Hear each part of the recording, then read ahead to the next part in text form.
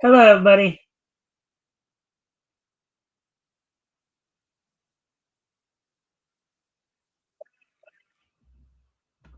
All right, welcome to the Mikestand. Today, of course, is Friday, February the 13th, 2025. Um, we're of course going to give people a chance to come in before we get started. Hopefully, everybody's haven't had a good week this week, and we're now about halfway through. Like tomorrow will be exactly halfway through February here. Tomorrow's Valentine's Day, so I'm sure some of you couples out there will probably be having plans. But anyways, we're just, as I said, just waiting for people to show up. So before we get started, friendly reminder to everybody, of course, if you guys haven't already, if you guys can help out by liking and sharing the stream, see if we can get some more friendly people to engage. That'd be appreciated. Also, if anything here grabs your attention, feel free to comment and or ask questions. I'll try to answer the questions to the best of my ability. So, anyways,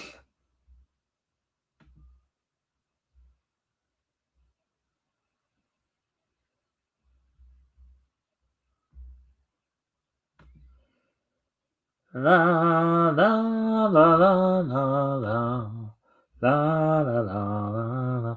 Well, it looks like we do have at least one other person here, so I guess let's see. Let's give it at least up to about 3 minutes here. Again, a friendly reminder, of course, if you haven't already, if you guys can help out by liking and sharing the stream, see if we can get some more friendly people to engage. That'd be appreciated. Also, if anything here grabs your attention, feel free to comment and or ask questions, and I try to answer the questions to the best of my ability.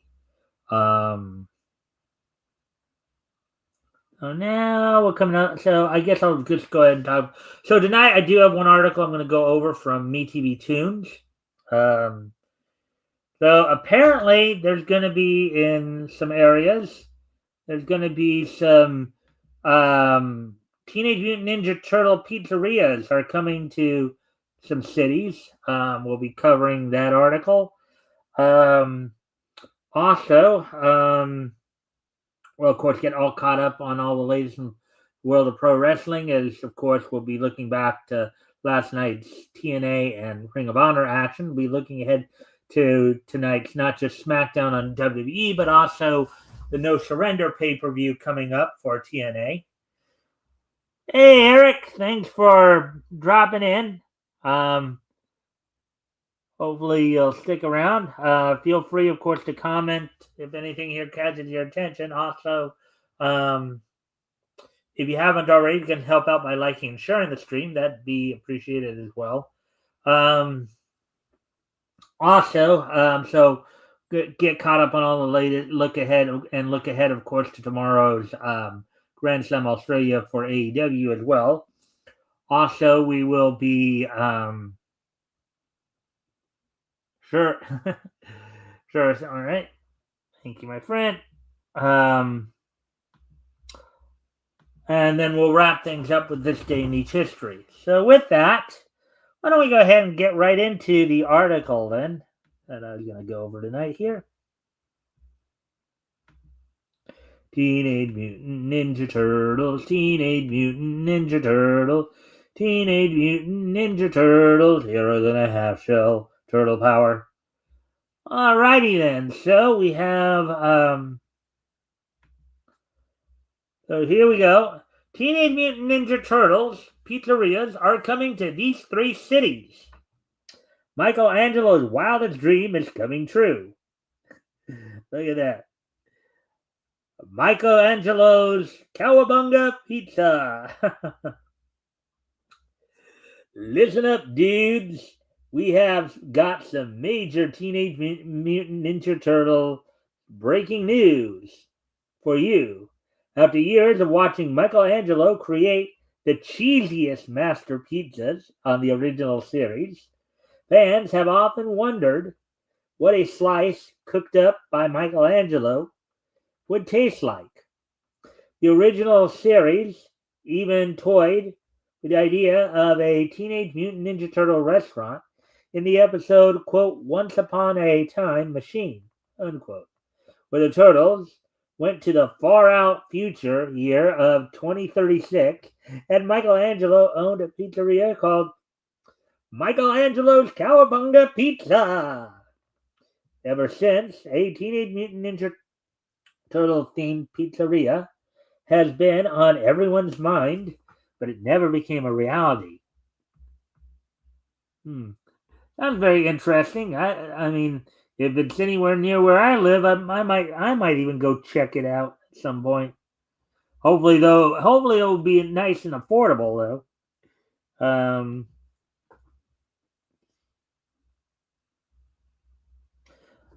Until now, get ready to place your order because the Teenage Mutant Ninja Turtles are opening up 3 pizzerias this year.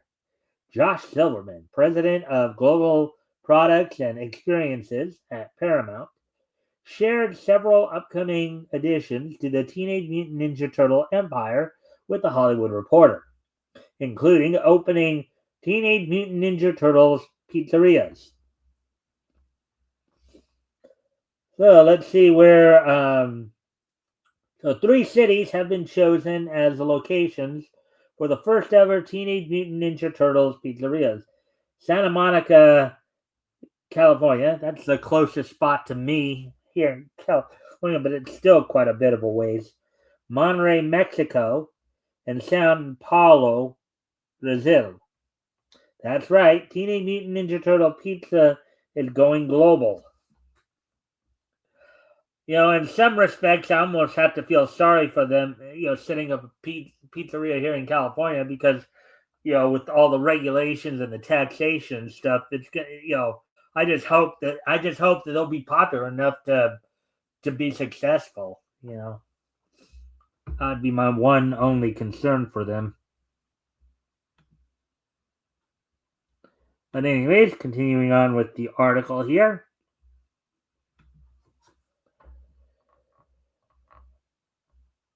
The only other intel we have is that the pizzerias are scheduled to open later this year, but fans are especially speculating about what these restaurants will be like. Many fans wonder if this Teenage Mutant Ninja Turtle restaurant will be a family-friendly theme restaurant like Chuck E. Cheese with rides, games, and of course animatronic turtles. Perhaps the pizzerias will focus on culinary excellence and partner with celebrity chef like Guy Fieri or Wolfgang Puck, which have been parodied in Teenage Mutant Ninja Turtle universe as Guy Flambe and Wolfgang Pink.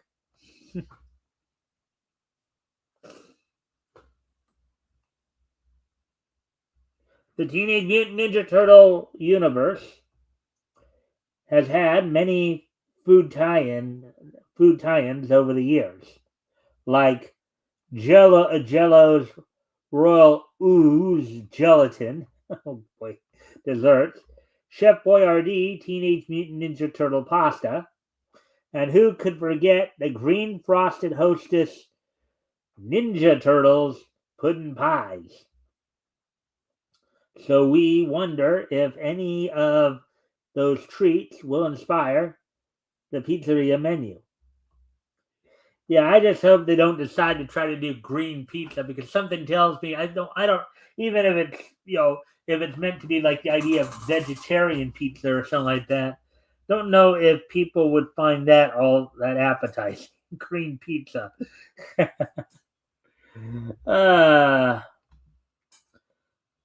Just one Teenage Mutant Ninja Turtle pizzeria in the U.S. in California. I wonder if it will thrive as well. Yeah.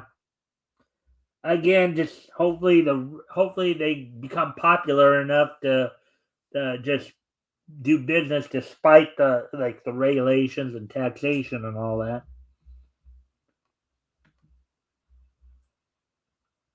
because it probably would be a good draw otherwise. If you live in one of the three chosen cities, are you excited for a new pizza spot? And if you don't live in one of those cities, would you travel to try some Teenage Mutant Ninja Turtles pizza? Well, for me, I wouldn't travel that far, but I live kind of on the border between LA and Orange County. So, um, so if they opened up a pizzeria near me, like in LA or Orange, OC, then I'd probably consider, making the trip. But to go all the way to Santa Monica from where I live, no.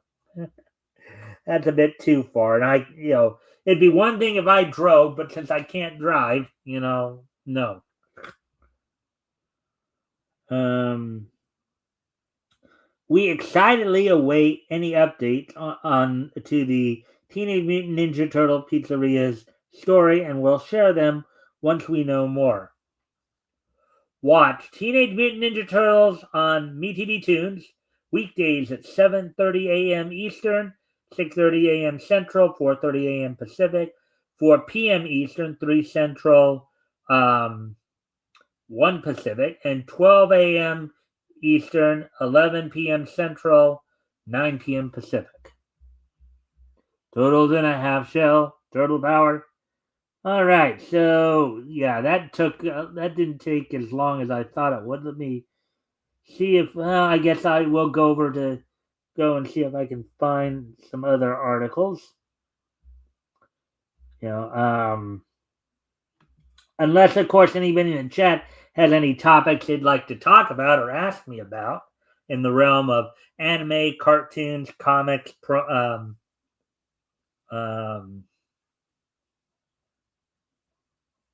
um,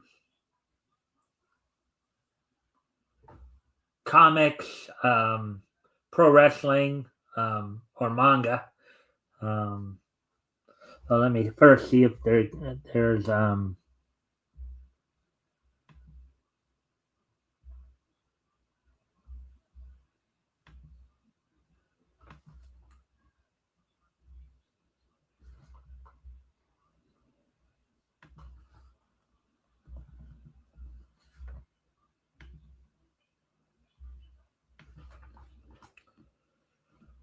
turtle and a half shell, turtle power. Actually, this is pretty much the same. I don't even think there's been much in the way of.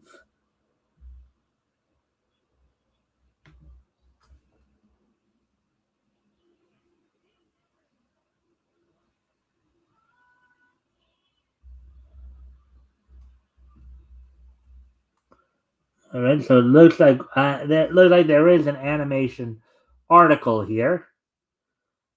So maybe I will do that one then.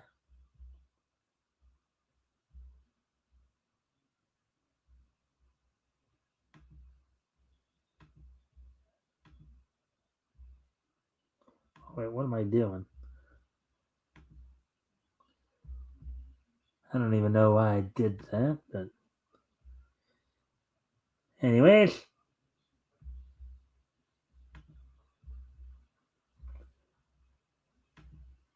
So it says Sony Animated. Now, normally I don't cover movie stuff as much. Usually with animation, I cover more with like TV animation, cartoons, and all that. But it says Sony Animation, so probably more. So that's why I'm just going to go ahead and go with this then. So Sony Animation president responds to Beyond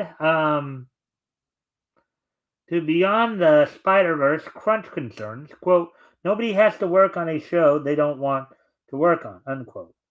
Article published today by Spencer McCoy. So let's see what this is all about here. And I'm sorry for this little thing at the bottom here. There's nothing I can really do about it, unfortunately. Anyways,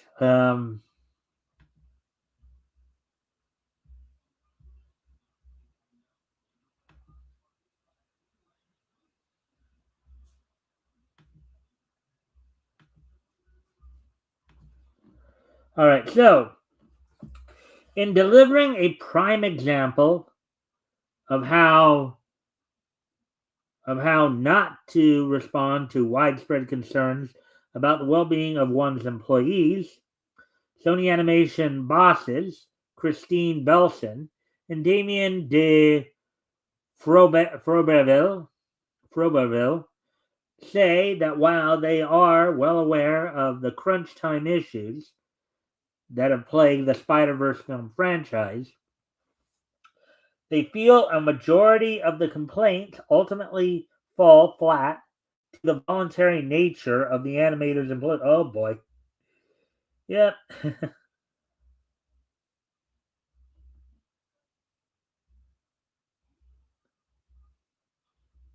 So, as first reported by Vulture shortly after the June 2023 premiere of Across the Spider-Verse, the film's various art teams were subjected to such abysmally poor working conditions that over 100 artists, from animators to modelers, had elected to exit production well before Miles Morales' multiverse adventure had officially been completed. Yeah, sometimes if you drive people too hard, they are just going to walk away.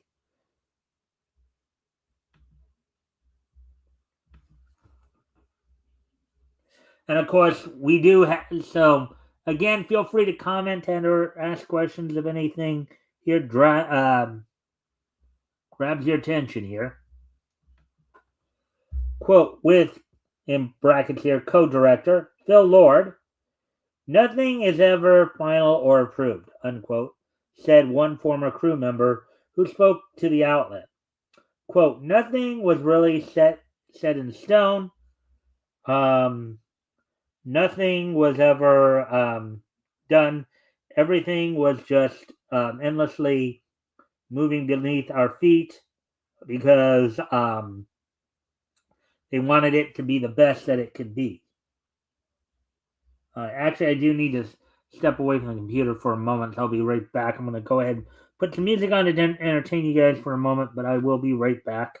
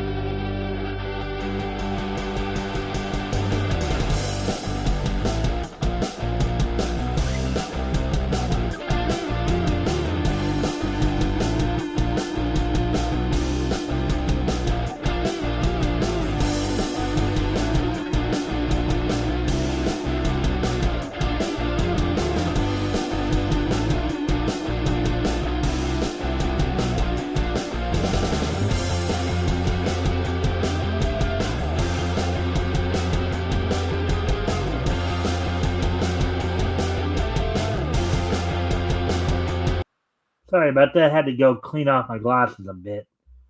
I'm a little trouble seeing stuff here. So, anyways, over quote over 100 people left the project because they couldn't take it anymore, but a lot stayed on just so they could make sure their work survived until the end. Because if it gets changed, it is no longer yours. I know people who were on the project for over a year who left and now they have little to show for it because everything was changed. They went through the hell of the production and then got none of their work coming out of the other side. Unquote. Said another insider, quote, I've worked on projects where things are rewritten.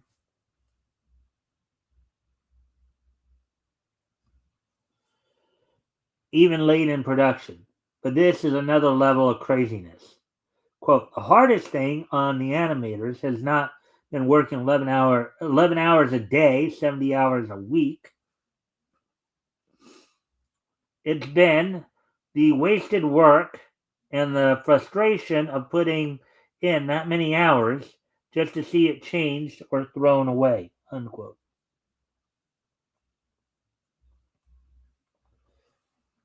Yeah, that doesn't sound like a very good work environment. Um, again, appreciate any comments from any of the comic creators in the room. Hey, Netsuri. Hi, hey, Netsuri.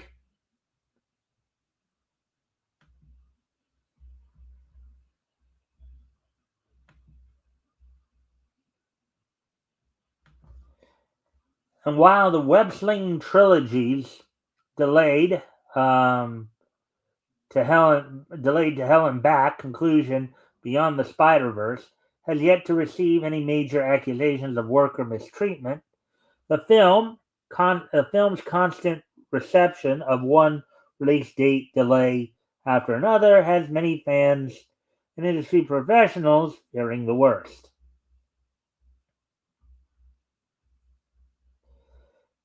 Seeking to assuage these concerns, The Hollywood Reporter's Aaron Couch took the opportunity during a recent interview with Belson and De Froberville to press the pair. Quote, in brackets, directors Phil Lord and Chris Miller, unbracketed, drove some animators crazy on the last Spider-Verse because they write the movie until the end of production. Is that a strain? Is that straining for people this time around? Unquote. Taking the lead, Belson in turn declared, quote, nobody has to work on a short show they don't want to work on. Unquote. Oh, that's kind of a cold slap in the face.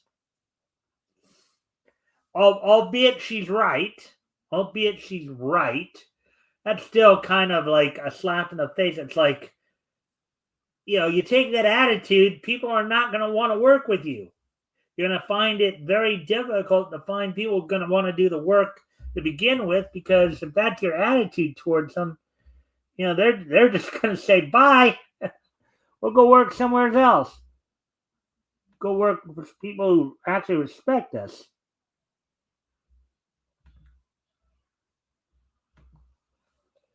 Let's see. Quote, even though you'll hear, whether it's Spider-Verse or other shows, the people go through these really difficult crunch times. Everybody wants to be on the most ambitious and most exciting shows, unquote. Yeah, but what's it going to worth you? What is it going to be worth it to you if you end up developing a reputation for being slave drivers and essentially, people are just, oh wait, that's how they treat employees? No, thank you. I don't want to deal with that kind of garbage. Adding to his partner's thoughts, De Froberville then spoke to how we made some changes to the pipeline to not avoid, because Chris and Phil are always going to iterate late, but to lessen the amount of iteration on the back end. Quote, we brought on a live action DP, Alice Brooks. She's been directing camera in a way that we hadn't done on Spider-Verse. before. We're in animation on Spider-Verse now because the directors and Chris and Phil have a chance to iterate uh, so much early on while we're in the story and truly visualize what's going to look like, what it's going to look like. By the time those sequences flow into the ImageWorks pipeline, there's way less changes, unquote.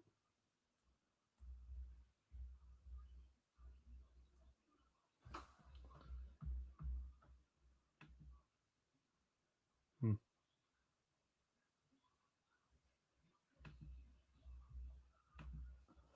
All in all, details as to the exact nature of Beyond the Spider versus working conditions, whether good or bad, will likely stay under wraps until sometime after the film hits theaters on at least for now June 18th, 2027.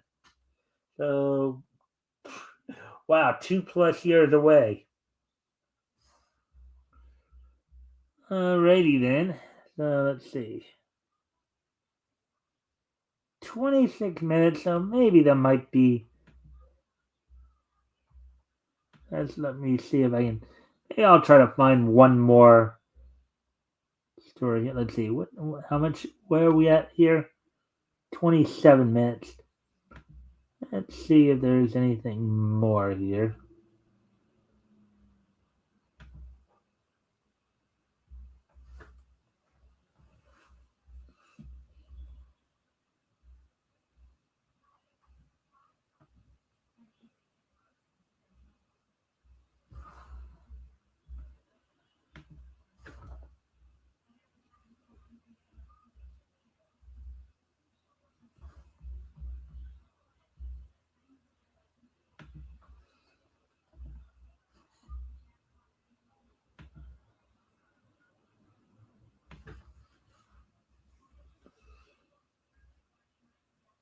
Yeah, so I think I'm just gonna move on to. I'm just gonna move on to the. Oh yeah, we already. Yeah, I'm just thinking I'm gonna move on to the wrestling wrap up. We are coming up on the half-hour mark, so um, we got through enough of articles here to. All right, so now we're gonna move on to the wrestling wrap up here. We do have quite a bit to talk about, stemming from, of course, last night's Impact and Ring of Honor shows. Looking ahead, of course, to tonight's pay-per-view, as well as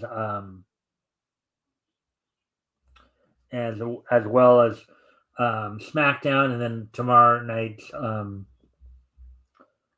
first off, we're gonna actually look at the Ring of Honor stuff first because so on last night's Ring of Honor on Ring of Honor Wrestling, ROHWrestling.com, with Caprice Coleman and Ian Riccaboni on commentary from the Esports Stadium Arlington in Arlington, Texas.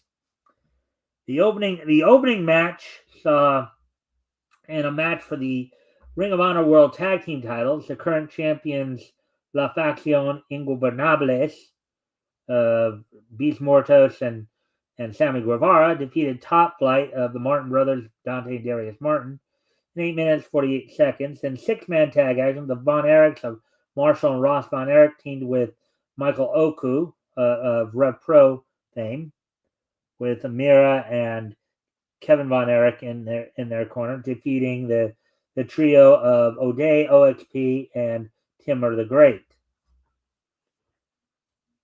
CML star and recent AEW signee Persephone defeated Julissa Mexa in 5 minutes 25 seconds. In another six-man tag match, Dalton Castle and the Outrunners, Turtle Floyd and Truth Magnum, defeated the team of Nathan Cruz, Rosario Grillo, and KM. Lance Archer defeated Will Alday in just over 2.5 minutes. The main event saw in 8-man tag action Ring of Honor World Champion Bandito team with Commander and Mascara Dorada and Hula to defeat the teams of premier athletes of Aria Davari and Tony Nese, and the Swirl, Blake Christian and Lee Johnson, with Mark Sterling and Story Denali in their corner. So that's all that happened on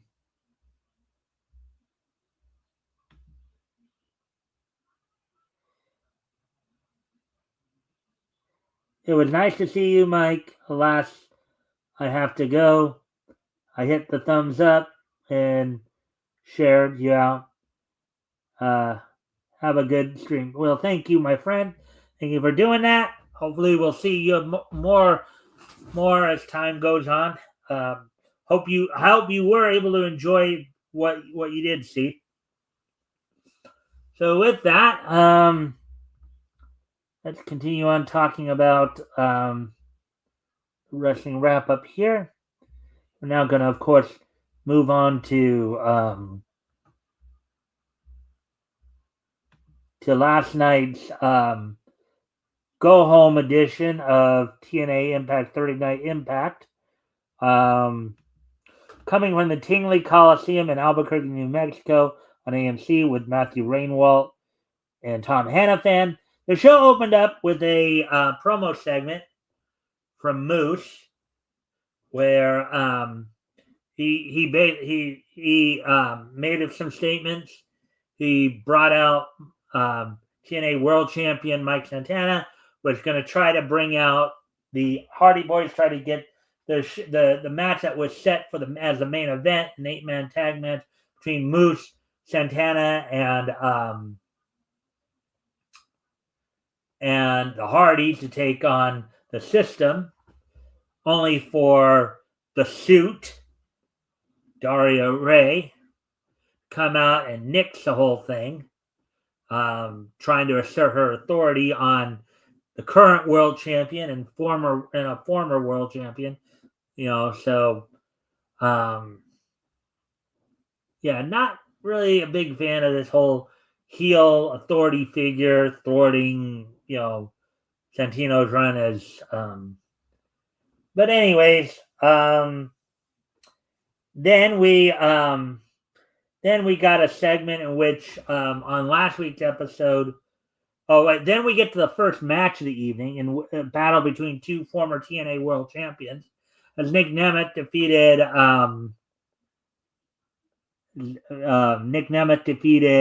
Rich Swann in 1307. It was actually a pretty solid match. Some good sequences, very competitive.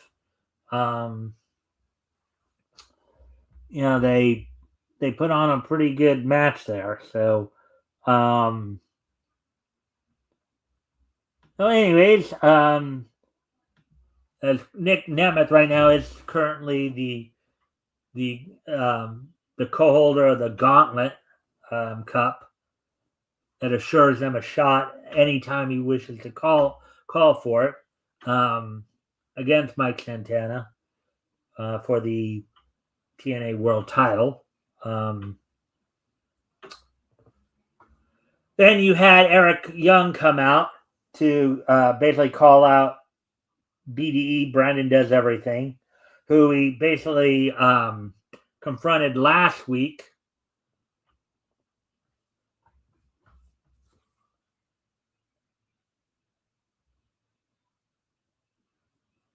Excuse me a moment, folks. People, somebody's coming to the door. I gotta go check that out.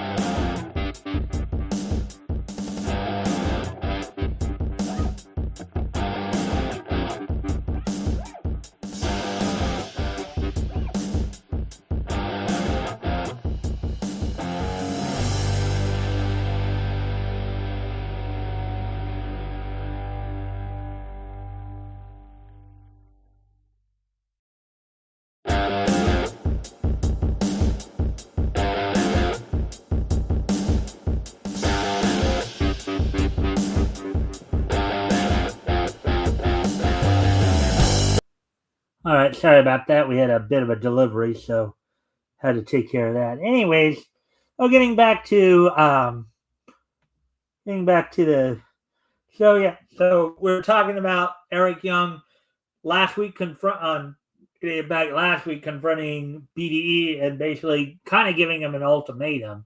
Join Eric Young, trying to recruit BDE to join his cleansing of TNA. BDE came out. Brandon Does Everything, the YouTuber who also a professional wrestler now, and basically, essentially told Eric Young to go pound sand, basically, and he suffered for it. Was attacked and pile driven. Eric Young went crazy. Still fighting with security backstage. Santino tried to assert his authority by suspending Young for his actions, only for Daria Ray, the suit, somebody who has equal power, told him, no, that's not happening because I just signed the match between the two of them tonight's No Surrender. Now we'll go over the card here in a moment. So some good said. Also announced on the show, of course, are a couple matches. The Elegance brand we'll get it. We'll get into all that in a bit here. But anyways, then after that, after some announcements and all that, you had the Albuquerque street fight between Mara Sade and Ryan Nemeth. Mara Sade, the former Jakara Jackson in WWE, in which Sade actually beat Ryan Nemeth in 8 minutes, 38 seconds, and what turned out to be a pretty good match for a street fight type match. You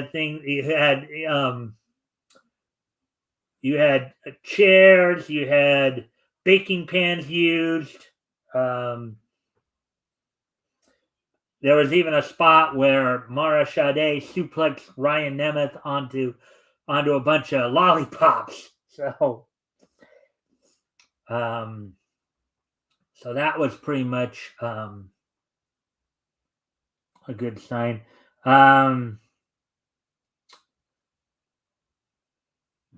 Then after that, let's see. Then the third and final match of the evening was the 8-man tag match that was set up earlier in the evening, as or it was actually already signed. The System of Cedric Alexander, Bear Bronson, Eddie Edwards, and Brian Myers defeated the 4-man team of TNA World Champion Mike Santana,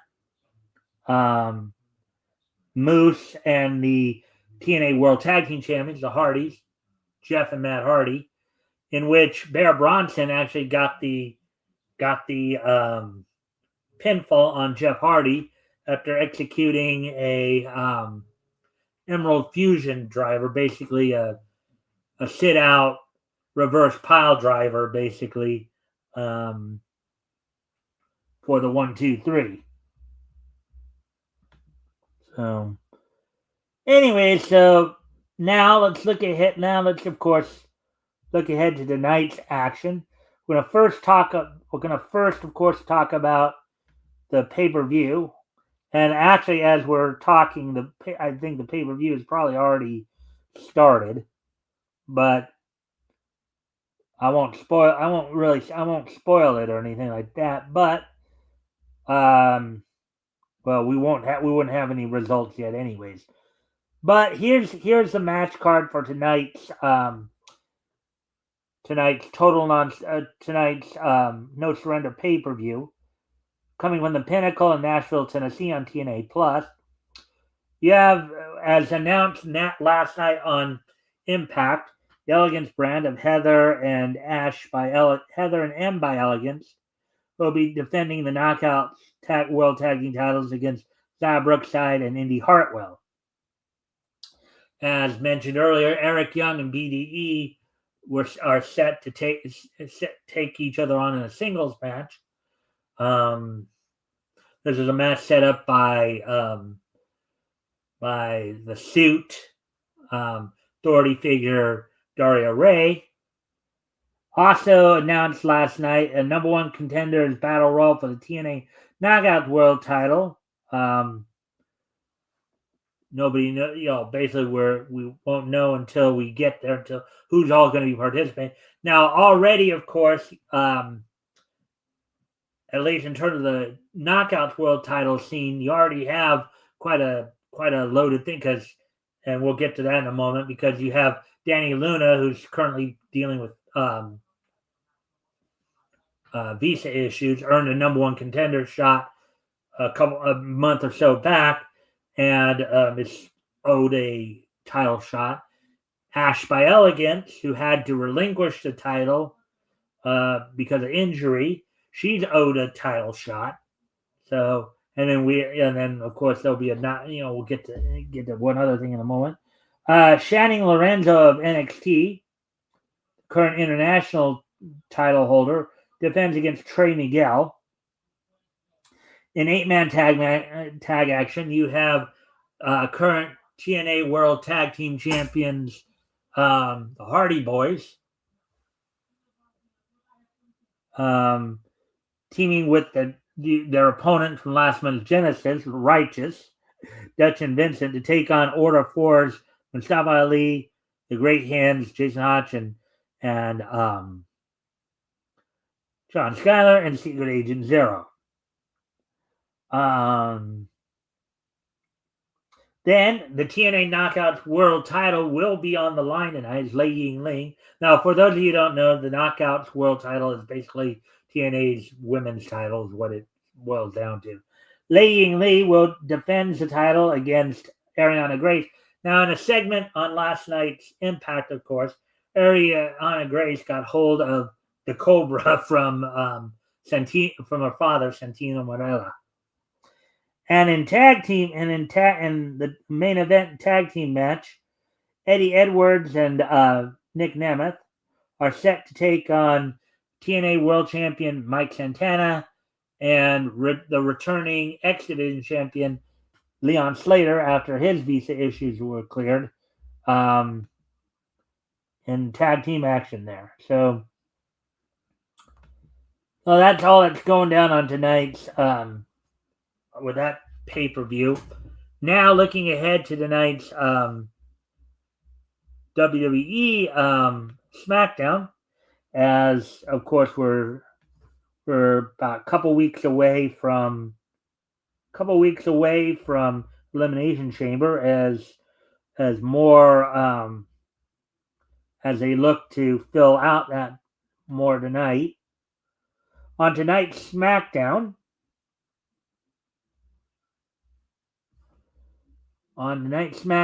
coming from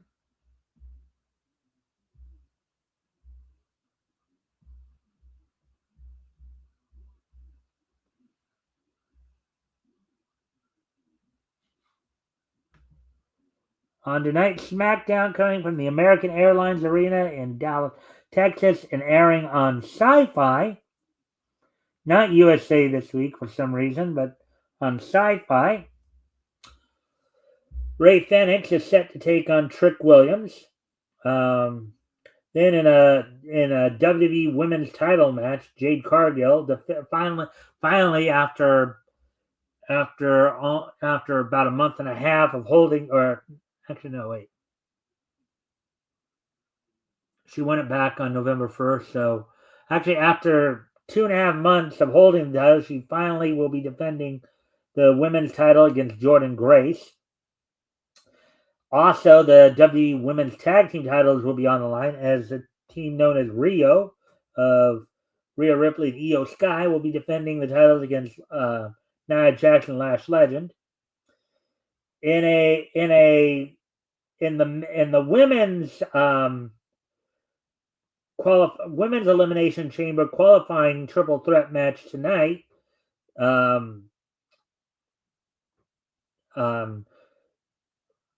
WWE Women's United States champion Julia, who will not be defending her title in this match, of course, takes on Alexa Bliss and Zelina in a triple threat match. And in the men's triple threat qualifying elimination chamber match, you have Sami Zayn taking on Cody Rhodes, taking on Jacob Fatu. So that's going to be an interesting match, to say the least, with some of the stuff going on backstage. Now, looking ahead to tomorrow night's Grand Slam from Grand Slam Australia for AEW.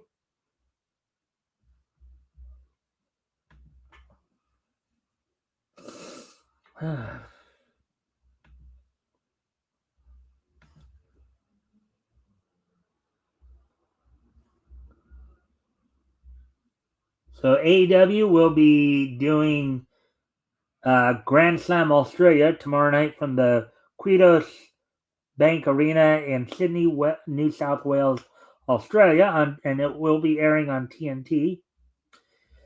John Moxley will be defending the Continental title again. So the Death Riders, John Moxley, will be defending the AEW Continental title against Don Callis family member Konosuke Takeshita in a mixed tornado tag team match in which the loser of the pinfall will have their head shaved. Orange Cassidy and Tony Storm team up to take on the Death Riders duo of Marina Shafir and Wheeler Yuta. In a match for the AEW Women's World Tag Team titles, the Babes of Wrath, Harley Cameron, and Willow Nightingale will be defending against a team that beat them a week ago on Dynamite or a little over a week ago on Dynamite to earn this title shot, Mega Bad of Megan Bayne and Penelope Ford. In a number one contenders match for the AEW World title, Andrade El Idolo will be taking on Hangman Adam Page. In a ladder match for the TNT title, Kyle Fletcher will instantly defend this title against Mark Briscoe. Fletcher coming off of a title win over Tommaso Ciampa. Now I think I understand why he won it. So Fletcher being from Australia, having him. And then for the AEW World title, MJF defends against Brody King, who earned the title shot on last week's Dynamite as well. Basically, both of those title shots were earned through their eliminator matches, basically, having won their eliminator matches. So, all right. So that's all we got for the wrestling wrap-up. So now with today being, of course, Friday, February 13th, 2026. Let's go ahead and take a look back. Actually, I'm going to go off camera here for another quick moment real quick. Take care of something real quick here. Then I'll finish up.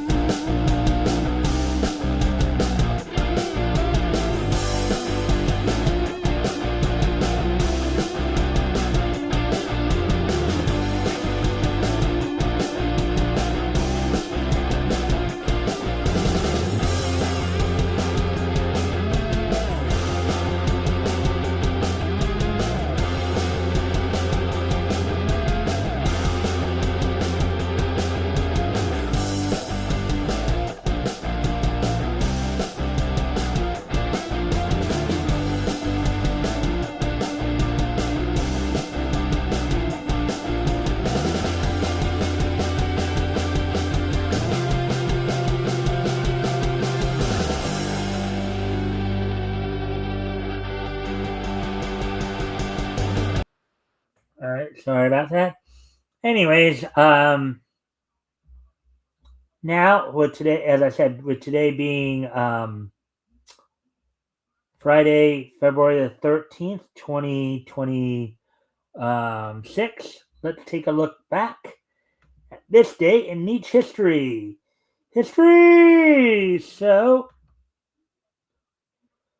First off, I would like to wish a happy. Of course, pull that thing up. I'd like to wish a happy 60th birthday to American actor Neil McDonough.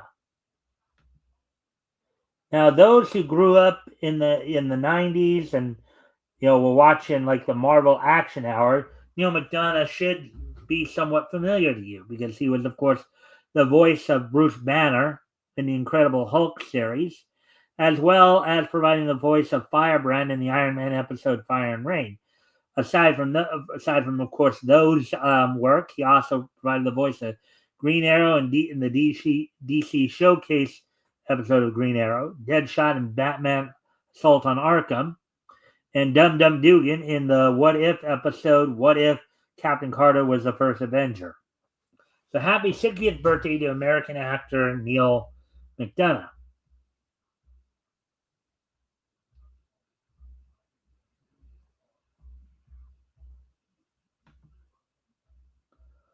So now, getting ready to move on to the next piece in each history here. As we move ahead to the year 2002, 24 years ago, as on this date 24 years ago today, back in 2002, on this date in the year 2002, the 415th issue of Mad Magazine from EC Comics went on sale on this date back in 2002, 24 years ago today. It sold for $2.99, was 52 pages. So on this date back in 2002, the 415th issue of Mad Magazine from EC Comics went on sale on this date back in 2002.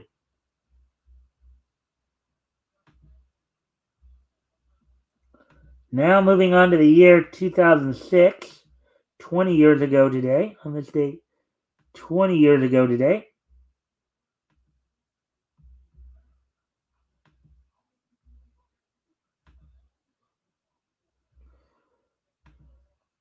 WWE held its Go Home Raw before its No Way Out pay-per-view on this date from the Greensboro Coliseum in Greensboro, North Carolina on this date back in 2006. 20 years ago today, WWE held its Monday Night Raw, Go Home Raw, before the following weekend's No Way Out pay-per-view from the Greensboro Coliseum in Greensboro, North Carolina. The main event saw John Cena defeat Edge with special referee Mick Foley to retain the WWE Championship. In the Road to WrestleMania tournament semifinals, you had at the beginning, show start off with Triple H and Big Show going to a double countout, and Rob Van Dam defeating Chris Masters.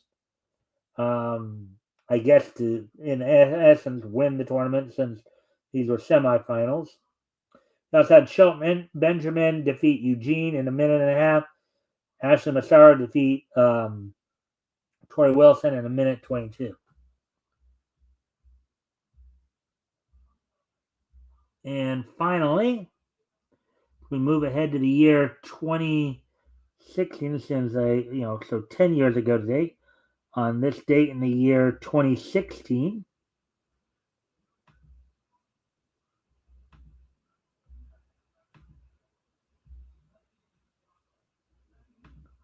On this date in the year 2016,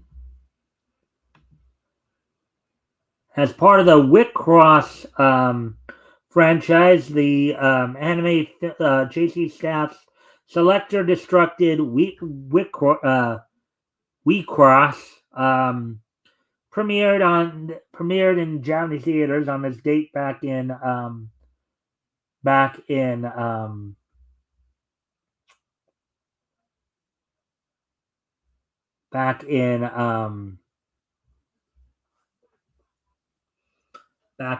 2016, so 10 years ago today. Now, this movie is part of a game franchise, of course, trading card game franchise. But on this date, 10 years ago, JC Staff's anime film Selector Destructed Whitcross premiered on this date back in 2016. So with that being said, hope everybody enjoyed the show tonight. We'll be back. Of course, we're back here on Sunday. As this Sunday, I'll be joined by my co-host for the week, Sabrina from Devil Flyer Momentum, and we'll be taking another trip down Comics History Lane. We'll be looking at books that went on sale from what we know of today as Marvel, what was known then as Timely Comics, from August of 1940. And of course, we'll be back here with more Niche News on Monday as well. So with that, actually, let's see. Before I go, hopefully, all right. So let's see. What more can I say? As I said, I'll be joined by Sabrina from Devil Flyer Momentum on Sunday. We'll be going over, I believe it's one of the issues of Marvel. I think it's issue number 8 or 9. We'll actually be reading 3 big features: the Human Torch, and this is Jim Hammond, the Android version. Namor the Submariner, and Electro, the hero robot, not the Spider-Man villain. So we'll probably be reading those stories. And of course, we'll be back on Monday with more Niche News. And hopefully everybody had a good day today, because I just realized just now that today is Friday the 13th. So actually, I lucked out though viewership wise, because I got up to 5 viewers today. So that was nice of you guys to stop in and say hi. I thank Eric Boyd for stopping in. Hopefully he comes back.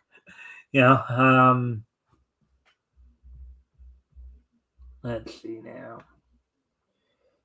And hopefully, one day we'll get a chance to go check out the Teenage Mutant Ninja Turtle Pizza place.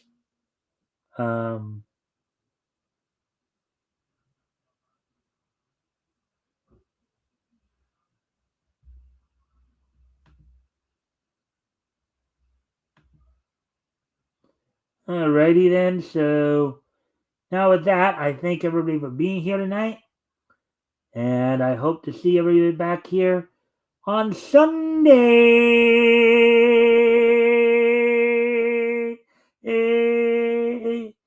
Bye.